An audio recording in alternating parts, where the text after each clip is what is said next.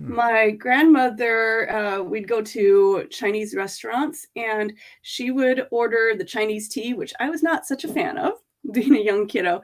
But at the end, she would always peek into the tea kettle and she would tell these beautiful like stories and descriptions. I remember one was like a cat and their tail is running away. You better catch it before it's too late, connoting opportunity and taking advantage of that before a door closes, so to speak. And that gave me permission to explore it myself when I wanted to be a tarot reader primarily.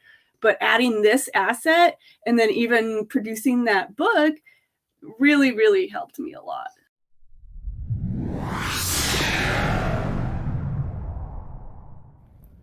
Good morning, good afternoon, good evening, whenever and wherever you are watching or listening. This is the Holistic Monitor, and I'm your host, Nic Scogna. The Holistic Monitor is a wellness podcast featuring life energy research, health and wellness transformation, self-improvement and empowerment, philosophy, spirituality, and now guest interviews as well. We look forward to your comments on our YouTube channel at Holistic Monitor, and you can also listen on the go with us at Spotify, Amazon Music, Apple Podcasts, and more.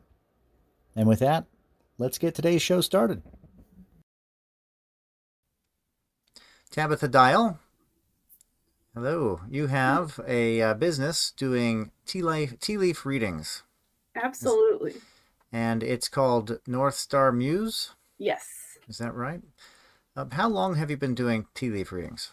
Professionally for 12 years, but the foundation, as with so many disciplines like that, is a bit longer, learning about tarot cards, for example, long before. Okay. And as far as tea leaf reading goes, could you give me a gist of the history of tea leaf reading? Right. So it was popularized in ancient China, really, and kind of came to America in about the 1920s and became kind of a fad. Folks really enjoyed it and embraced it. And it fell out of fashion for a little bit, but with so much interest in divination and holistic health lately, it's kind of seen a rise of interest. Yeah, absolutely. And do you work with clients through the internet, like Zoom, that sort of thing? I am available in that modality, but often I like to do the in-person ones at events. Yeah, at events. And where are you located? I'm up in Plainsboro, New Jersey. Oh, Plainsboro. Is that North New Jersey? It's central. It's closest place to it is Princeton or Trenton. Oh, okay. Yeah. Mm-hmm. Near Philadelphia then. Mm-hmm. That's great. There's a lot of New Age festivals in that area, a lot of metaphysical fairs. It's really cool seeing how folks embrace it. I started out in Colorado, where I was born and raised, and was in Kentucky for about 6 years. And then coming over here, it's just really interesting seeing the different regions and how they approach this kind of modality or any type of psychic or fortune-telling reading. Right. Mm-hmm. Yeah, I guess it would fall into that as well. Yeah, the shows, I've done shows all over the country myself, and it's definitely an eye-opener, getting into different areas. It's, the way that people approach the mediums.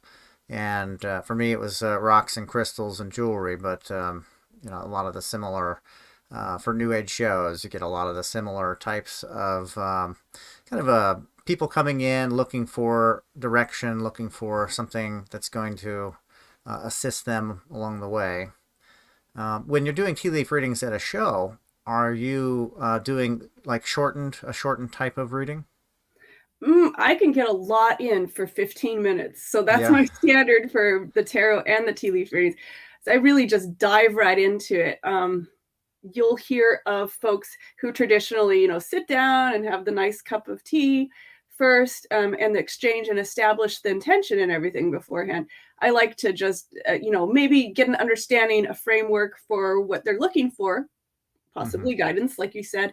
And then prepare the tea leaves, kind of bless them, put a prayer kind of energy over it, and we center ourselves together and we get to it. That's great. That's great. And you said you're kind of intermixing tea leaf reading and tarot, so you do both?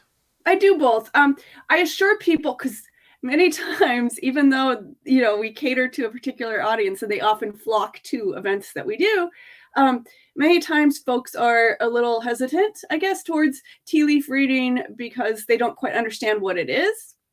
And I assure them, hey, if your answer doesn't seem to come up in the reading, we'll draw a few cards at the end to clarify.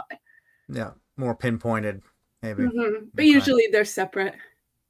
And just so the audience gets an idea on the tea leaf reading process, are you looking at the leaves in the bottom of the cup? Is that sort of the basis for the readings themselves? And are you trying to gain insight through the images perceived?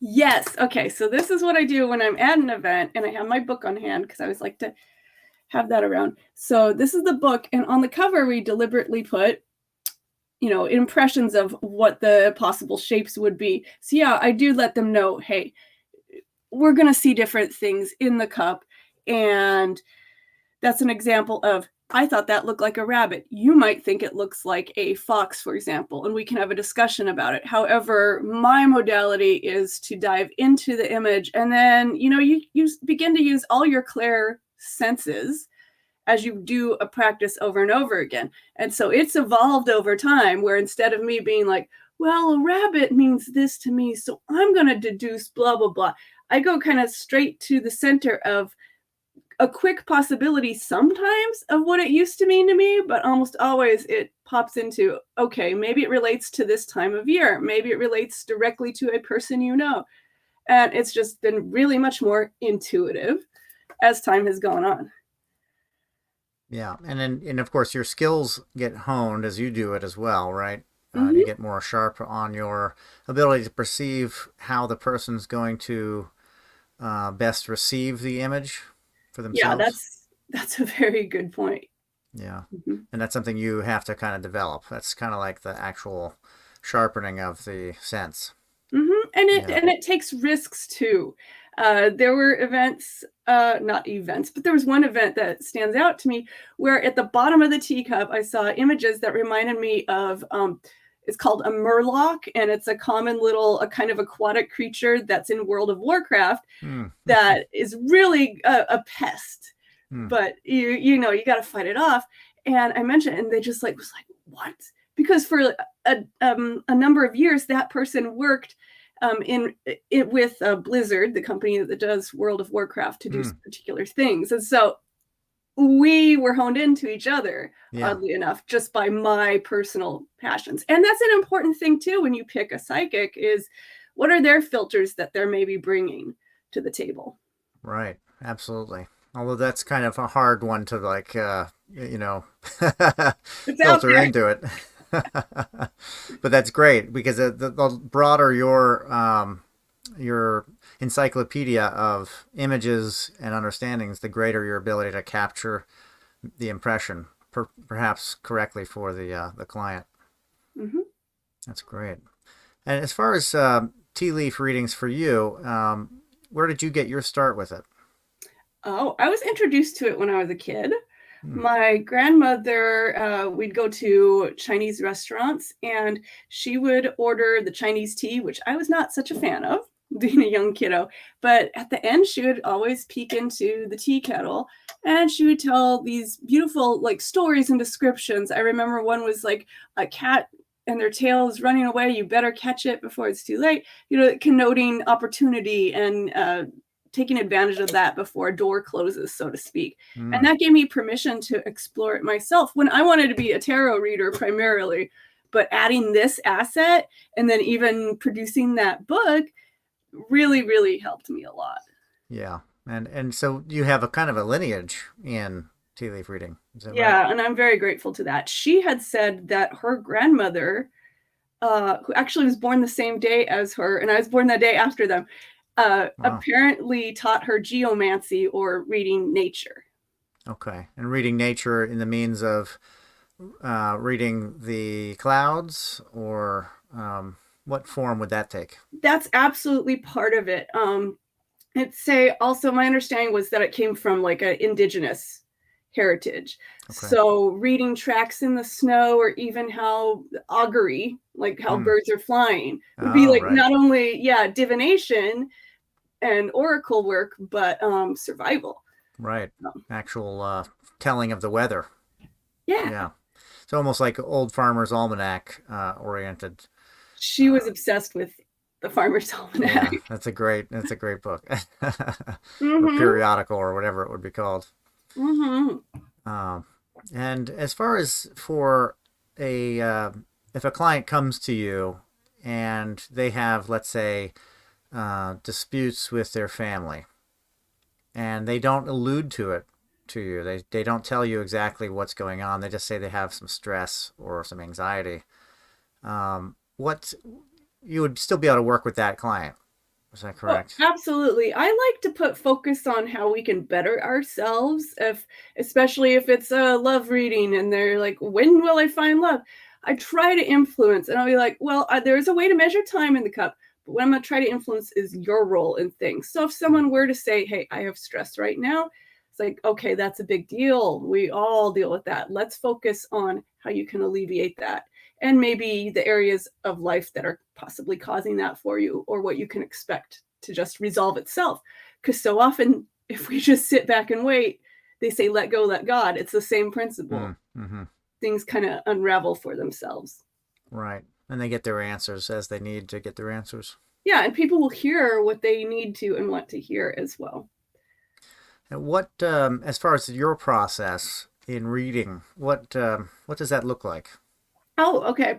So what I do is I have the very important tools of the cup and the saucer. I feel it's good to have a nice bowl-shaped cup that's empty and blank. And I just it's important to use loose leaf tea so that you don't have really choppy, like a bagged tea just really doesn't produce beautiful results and it's hard to interpret. So I just only use a little bit. This is actually a spoon that was a Turkish coffee spoon. And just about a spoonful. And then the prayer and attention happens while we're pouring the teacup, even while we're speaking and kind of so noisy and blessing that tea that we put into the cup. That's great. And it really don't put a whole lot of water. As you heard, it's not a whole lot. Mm-hmm. And then my favorite tool probably is this strainer that fits right in there. And you can find these objects with a good search online. And then that gets poured back into this tea kettle.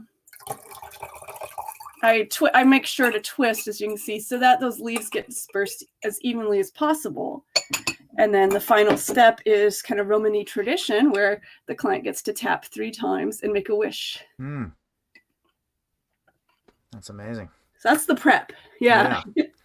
And then as far as, does that come from a specific source? That you said Romani, like the like the gypsies, that sort of thing? Absolutely. That comes actually from a good friend of mine. Well, it's that too, but a good friend of mine brought that up in a workshop when I lived in Denver. And he does tea leaf reading parties, and has a wonderful line of products too. Yeah. What would be the, if you were to read, is there like a kind of a schematic of what you would look inside and see, what you'd be looking for? Or are you just looking for the impressions based off of the kind of the dark and light difference there in the cup? Yes. So based off of my friend, his name is Shaheen Miro. Wow. That's a good mix. He helped reinforce. A lot of readers say that the bottom of the cup is the future because you can see it so clearly. But we know our past so well. Shaheen put it on its head and was like, no, bottom is the past, middle is the present, and the rim is the future, which really changed things for me. So I use that format. But yes, what I'm reading and looking for is the actual shapes that are made by the tea leaves. Right. Animals or pretty much anything, right? Yes, animals are so common. Birds are common, trees, letters and numbers. Okay. And if you were to do a reading for somebody and then you saw something not so good, if that ever happens, how do you approach that?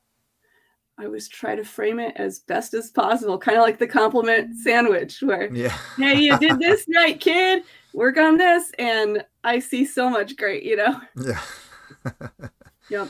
And I mean, all in context too of what's around it And the fact that nothing's set in stone. This is just where the patterns are now.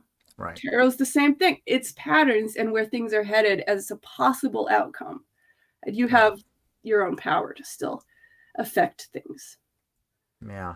And do you mainly do tea readings then? Is that your Yes. main? Okay. Yeah.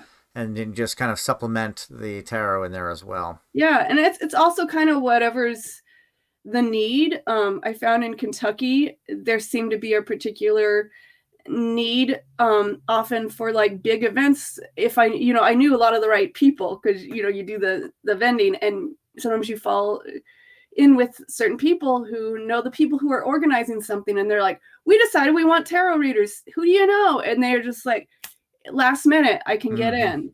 That was awesome in Kentucky. I'm known better for the tea leaf readings out here, I believe, and I think that's because it speaks to how many readers overall there are in a very dense. People outside of New Jersey don't realize how dense it is here. It is very, yes. There's a lot of readers. And are there a lot of tea leaf readers? I know I think of that's one pretty so unique. far, and it seems every state of the three, I always find the one other. Yeah, there's not, I don't hear it often. Tarot, yes, tarot, plenty, but tea leaf readings. What it brings to mind for me is in the line of something that's a little bit more maybe accepted socially than tarot. Tarot has this whole, where is it from and what is it doing, and all these different terms in there, some of them kind of heavy. But tea leaf reading has almost an approachable, it was your grandmother that did it. It was, a person's relative that does it or did it. It feels more on the folklore side of things, where it's a little less established, maybe, or metaphysical. I love that approach to it. Yeah. I don't know that I've thought too much about that, and I love the word folklore. Yeah. Yeah, and it really is unfolding a story. Right. Yeah. Well, and the idea behind it being, an ancient practice. We look at tarot as more of a medieval practice, but tea leaves and geomancy even kind of almost coincide with each other in that really pure organic approach to looking for impressions in nature or in the world around us. Less with an image that's kind of cast already. Yes. Yeah. Do you feel like moving forward, are there more tea leaf readers coming out, developing and doing work, or are you still seeing kind of that same flux with a lot of tarot and very few on the tea leaf reading? We're always evolving, which is beautiful. I find the tricky thing with the tea leaves is it involves so many more and often delicate parts. Right. All this stuff and the water and blah, blah, blah. Whereas you can just very simply buy a tarot deck and just kind of rinse, repeat, learning and learning it. Whereas I think a lot goes into the tea leaf reading, and you really have to kind of hone your own self-confidence with it. Whereas you can kind of have these images in front of you, and it's like, oh, that's a good reminder. Look, I didn't notice this last time or that last time, and they're seated this way facing that person. That must mean this. And you can, really play with it pretty easily. Whereas I'll look at a picture I took of a tea leaf reading 3 months ago, 3 years ago, and I'll be like, why did I think that was a pirate ship? I know my client definitely pointed that out. Yeah. But now I'm seeing something different. And so you really kind of, so much depends on the day. And it is coming with that. I loved that encyclopedia of like references to pull from. Yeah. And it's in the moment. It's in the moment. Like you really have to, the reading itself is in the moment. When you work with tarot or a form of cards where something is already fashioned like that, there's already a lot of symbolism imbued into the card or into the image. So yes, there's a lot that you can glean from it, but it seems that most of it's going to be as much as the person put into that card. They can do their best to come up with 1,000 ideas off of one picture, but to have a a palette or a canvas like a cup and a never-ending, infinite variety of potential in tea leaves. I feel like that's just a more universal approach to divination and reading. Mm-hmm. And That's it's my very thought anyway. akin to scrying too, to crystal ball reading. Right. Yeah. Yeah, which I feel like it just allows you a more open view. And again, it depends on what your ability to sense off of the other person and off of the situation, the moment. Mm-hmm. But I feel like there's just more infinite possibilities off of scrying or something of that sort of tea leaf reading. Mm-hmm. Now, do you have any events coming up that you'll be at? Yeah, I have New Jersey Pride in Asbury on the 4th of June. Then in the Green Room in Vernon, New Jersey on June 11th, there's going to be a psychic fair for about 5 hours. Mm-hmm. So looking forward to those things. Oh, 5 hours. Okay, Yep. that's cool. I did a lot in Pennsylvania, and I know that there was quite a few. I lived outside of the Philadelphia area in Pennsylvania, and there was quite a few of events that were specific New Age metaphysical events. There was always a lot of readers, reader tables, as well as other forms of craft books and crystals and whatnot. Do you find that you get a lot of other readers that come to you to get a tea leaf reading? Oh yeah, sometimes. Um, and I will say, big events. It wasn't till New Jersey that I decided to do an expo, and I'm so glad. And I do it every time it's up. So that's noteworthy, and it always comes up. The Heart of Oneness Holistic Expo. It's going to be in April next year. Okay. But I do find that sometimes us readers do want to touch base with one another. First of all, networking. But sometimes we're just wanting to see what the other one does and how they do it, especially something as rare as tea leaf reading. Right, right. Yeah. Absolutely. Which is an honor to be able to do that. Yeah, definitely. Definitely. Now, do you have a book? And what is the title of the book? Yeah, it's a very long title.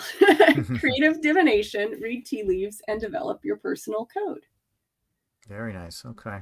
Yeah. So that'll allow people to learn the craft of tea leaf reading.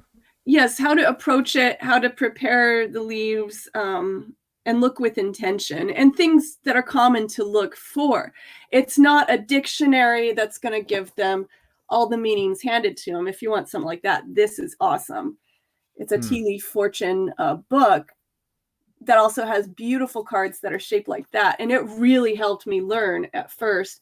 And then there's also another great guidebook for beginners. How my book differs is it's like a workbook with 79 exercises. So it really sparks people's imagination and reminds people of what divination can do for you. What I love about tea leaf reading, what I needed to do when I wrote this book was look at my approach to it. It's like each cup is diving into a different need. And that need might be, perfect example, rectifying a family situation or a friend or coworker situation. I have an exercise called Make Tea, Not War that approaches that. Nice. And there's another one inspired by the 4 agreements. And there are a couple inspired by love. And again, what can I do that's going to make me a better person to accept love in my life? And where can I go to look for it as well? And in that, for yourself, do you find that reading helps you out as well? Are you getting a benefit from working with people? Of course, yes. It's not just fun and wonderful and re-energizing to be around people and to have, of course, there's that ego boost, right? Of, wow, I get told, I saw you last year and I had to sign up right away, that sort of thing. But no, I gain so much because I'm getting chills. So many readers say this, that they have clients who need to be reminded of things that you already know, or you're going through similar lessons. We really do attract people who are on a similar wavelength at a similar level. So Right. Absolutely. It's such a healthy thing and humbling as well. Yeah. Yeah, definitely. And so, yeah, they come with a specific need and a specific vibration.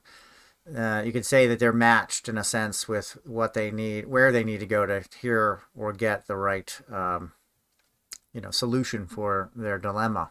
Hmm. And it's on a very subconscious level. The subconscious already has these answers. It already knows this is all going on. It's like a resonance, and it's where we get involved, where we lose track of that matching vibration, that vibration that we need to match with. Do you work with the energetics? Do you kind of work with people on an energetic level as far as giving them supportive tips on how they can approach the solutions? Yes, on If a that makes case sense. by case basis. And it's usually based too on what I recently was absorbing myself as a good tool. Hmm. I love books. I love journaling. So I'll often promote that. And I love being parts of, groups. Like I'm part of a book club, unsurprisingly. Um, and a meetup group was how I learned so much about tarot and other forms of divination that gave me such a strong foundation for tea leaf reading. So I encourage that to people. And that's my pat answer when people are like, well, but how do I find that person for me? Do what you love. Right. Yeah. Yeah. Yeah. Follow that pursuit. Exactly. That What? empowers us with everything. Right. Yeah. That's It's matching. usually, Go yeah. ahead. Yeah. It's that matching energy, basically. That yeah. To move forward with that. And as far as for your book, are you self-published? Is this something that you're putting out? It is through Dragonfly Press. And it was a good friend of mine who, funnily enough, Find the Person for You is a perfect example. She picked me up as a joy project, she called it. So she Hmm. already had 30 years of publishing experience. Yeah, she's Wow. independent, small press. She has a few titles of her own out now. Um, but she did the design work and the art. So every exercise has its own Hmm. little illustration. I think see it better that way. Yeah. But yeah, she had her 50th birthday party, and that's when I met the gentleman that I moved to New Jersey for. Oh, okay. Very Yeah. good. How about that? Yep. As it always, all the things lining up as they should, Yes. right? Yep. But it is available on Amazon and Kindle. She was amazing Okay. setting that up for me. So for an ebook as well. Yeah. Okay. And through your book and with somebody interested, they would be able to begin the process and begin the exercises and develop the skills to be able to read tea leaves. Yeah. And I also have a lot of videos on TikTok to help that out. Okay. Very We good. can, yeah. Do you feel like anybody can do it? If they're willing and patient. Yeah. Okay. Some people just blow me away with when they first start. And I'm like, wow, I wish I could have done that. Like a natural Yeah. approach to it. Yeah. Yeah. So it's not just a specific to having some kind of lineage influence, No. but somebody could be inspired as well. I feel the same way about poets. That's another Mm. um, crew that I, simmer around with. Yeah. Mm-hmm. So we all have psychic abilities. We all have poetic abilities. Right. Yep. It's about finding that power within ourselves to tap. Yes. Mm-hmm. And you got to keep at it too. You just get better Right. and better. Now, sometimes I find that if I have stepped away a little while and let things simmer, let things do their thing, and then I come back to it, I do really well initially, and then maybe after a little bit, it becomes a little less honed. So for me, I find stepping back, taking a minute, letting things seek their own level, and then reapproaching gives me a kind of a blast of new creativity. Mm-hmm. But it's And different for even, everybody, right? yeah, but even when we step back, we're still receiving and we're still observing, we're Right. still aware. And was there a specific experience that you had that started you on this, we'll say, career path that you're on? Just daring to take the risk. My earliest reading that I did was just for a friend privately, and I stared, and I just had used too much tea. You know, it's just like learning all the things not to do. Too much tea. And we were just staring at it, and I was like, gee, I don't know, Jill. I just don't know. And then something about my vision or my consciousness really felt like it shifted. Hmm. And I was just able to speak to her. Okay, I see like this Dr. Seuss bow that's all tied up. And so that's how you can best approach this relationship, is just tied up with a bow, kind of keep it loose and fancy. Just make sure the center of it is done neatly, and just walk away and just have fun with it. See what happens. Yeah. Yeah. Basically like that, just like that. Yeah. And that resonated. Yeah. She was like, oh, that makes sense. Yeah. I was like, okay, good. But then it wasn't for, I don't know, a few years before I really had an opportunity to get into that world on a professional level. Right. Right. So it was a background interest that you slowly developed and worked with. Yeah. And that was in Denver? That was out in Denver. Yep. Okay. Now, do you travel to do shows or anything like that? I would love to. It just hasn't quite worked out yet. Yeah. Get on a circuit of shows, that sort of thing. Yeah. Yeah, that's a plan. Is it? Okay. Yeah. Yeah, it's a lot of work to be out to do the traveling, but there's shows every weekend and somewhere. To time it out right, and to weigh which one's the best option. Right. Because there is a Victory of Light, another expo. It's in Cincinnati, but I don't always know when that is. So it depends on the year too, and what's going on in my personal life, and if that can work or not. I had a lot of transitions lately, so just been kind of establishing myself too in New Jersey, because I've only been here. It'll be 2 years in July. Oh, okay. So it was a pandemic move. Yeah. Yeah. It was a we know what we want out of life, and life is short enough, so let's go for it move. Yeah. The pandemic seemed to shift a lot of people's worlds, where they were or what they were doing, in an almost effortless way, it seems, because there was such a stop going on everywhere. Everything was just not the same as it always was. Shows being one of those things. That made me root from Philadelphia to Kentucky. Was that shift of the pandemic, in a sense. It allowed me to move, I should say. I might not have if I was just going along the everyday, but because everything had stopped and changed, it made the move seem right and perfect timing. As odd as that is, yeah. Have you traveled the country or to other countries? Oh yeah, I love travel. I haven't traveled outside the country since 2009, but it was my goal. It's so funny you bring that up. You know things. It was my goal to touch down on all 7 continents, because I'd already reached this other goal of like being published. It was just, poetry in a special anthology about tarot and poetry. It was part of my thesis for my master's. So I'd reached like the big goals. It was like New Zealand, England, and those were my big 3. Wow. And then after that, at the age of, 25, I was like, well, now it's got to be all 7 continents. So I haven't done that, and I'm at peace with that, because I've got, I got this now, and I've got, I'm good. But career path. Travel is such a gift. Yeah, it really is.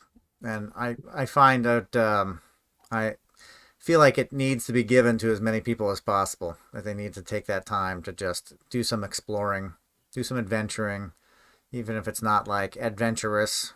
They need to go to new places just to experience different culture. Even within their own country, there's probably corners that are just like unknown culturally to them. I know in the United States it's like that. Do you have a favorite place? Wherever I am. No, just kidding. Yeah, that's a good one. Since you're in Kentucky, I'm actually getting to go there this weekend. So I'm really looking forward to that. Mammoth Caves. Oh, yeah. Really cool. And I get to take my boyfriend there. He's very excited. We like our caves. I have not been to Mammoth, Yeah. And, coming from Colorado, I really like Garden of the Gods, which is free to the public as well. Yeah, that's one of my favorites. I lived right near Garden of the Gods when I lived in Colorado Springs.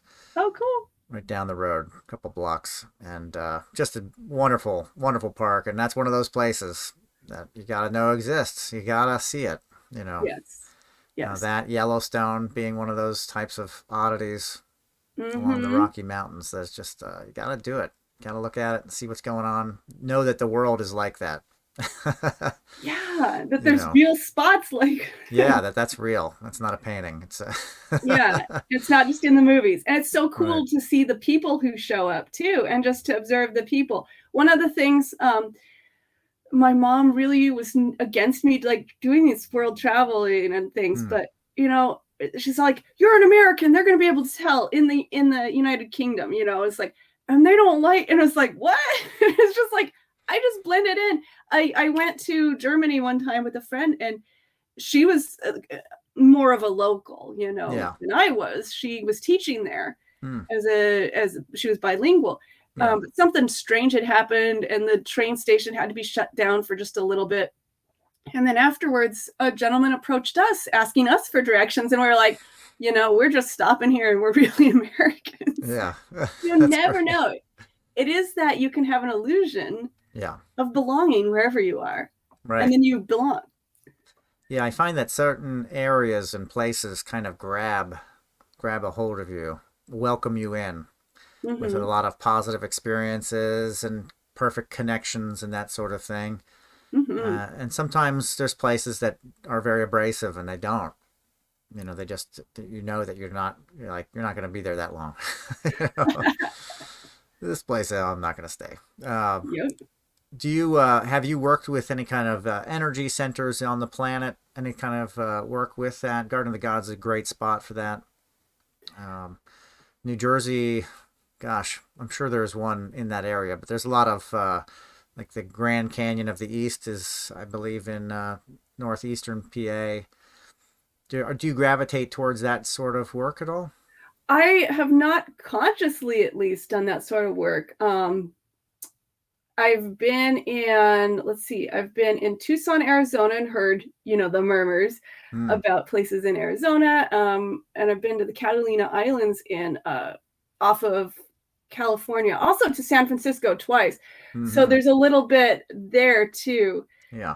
But no, not consciously. Right now, I would say probably my most kind of sacred place, and it's got the wackiest energy. So it's very odd to say it would be the Pine Barrens. Oh yeah. Yeah, Right. famed Jersey Devil and all sorts of like not the woo woo yay yay kind Right. of, but the woo woo mysterious and strange Mm-hmm. kind of energy. And I think that Absolutely. speaks to who I've spent the time with there too. These new Yeah. bonds I have. Right. Yeah. Yeah. The Pine Barrens. Yeah. Definitely very interesting. Very interesting energy there. Very accessible Yes. Huge and and just very different massive. landscape than anything I ever encountered. It's like aquifer underneath, and then the cranberry bogs Mm, right. are are part of it, kind of. You know, it's just like, wow, Yeah. okay. Yeah, New Jersey, for a lot of people, they're not really aware that the New Jersey landscape it changes so much. It's a long swath of land. You got the coast, of course, but you have the Pine Barrens, you got the mountains in the north. Couldn't tell that you're as close as you are to the city. You know, just in the middle of nowhere, mountains in or what I would call maybe foothills, but mountains in New Jersey. And you just have so many different dynamic landscapes there. I find it's really an interesting place to explore. Yes. And Yeah. explore we should. Yeah, And right. it was so funny because I'd be doing tea leaf readings, and I keep saying, like, oh, I see shells and dolphins. And they're like, I love those. I'm like, cool. And it took me a few months of going to these wonderful monthly fairs, which were the best, Hmm. hands down, for on every level. Hmm. And to realize, oh, the Jersey Shore is like an hour away. Yeah, right there. Yep. Exactly. And there is something to the ocean and water and psychic energy that seems to have some kind of strong connection with a lot of people. Waves, the sound of the waves. I'm not really sure exactly, you know, to what level you understand it, but something to that seems to assist in psychic energy? Well, sure. It's a calming noise. I don't know that I know a whole lot, but absolutely. I love the Insight Timer app. Hmm. Really good, a free resource. And Right. yeah, the you got your ocean noises to help you sleep. I like the Ah, rain yeah. sounds personally. Rain. Yeah, rain's great. Yeah. I'll take a babbling brook any day, right? There you go. Yeah, there it is. And do you have a website? I right now I have it's called a milkshake site. So it's Okay. msha.ke/ my name, Tabitha Dial. Tabitha Dial. Okay, well, we'll put Yep. that in the description. It's easily clicked. Hmm. And Facebook, you have that as well. And you said a TikTok, some Yep. social Facebook, media. yep, is North Star Muse. TikTok is Tea Leaf Reader. Just those three Okay. words. Yep. Tea Leaf Reader. Awesome. And on your website, do you have like upcoming events where you're going to be? I have not kept that up. Okay. But occasionally I'll throw together a canvas image or Canva image Yeah. and put that on Instagram, for example. Okay. And where would be the best place for people to reach you then? Through the website? Probably through Instagram messaging me or Facebook messaging me. Okay. Very Yep. good. Awesome. Well, thank you so much for being here today. I know we had some recording issues earlier, quite a bit. So I'm crossing my fingers that this recording goes through, and we're going to have this out on podcasts and on YouTube and everywhere like that, and try to get your LinkedIn. And yeah, very good. Well, thank you so much. This was a pleasure and a huge honor. Thank you. Thank you very much, and have a great day. Thank you. You too. Take care. Create your fate.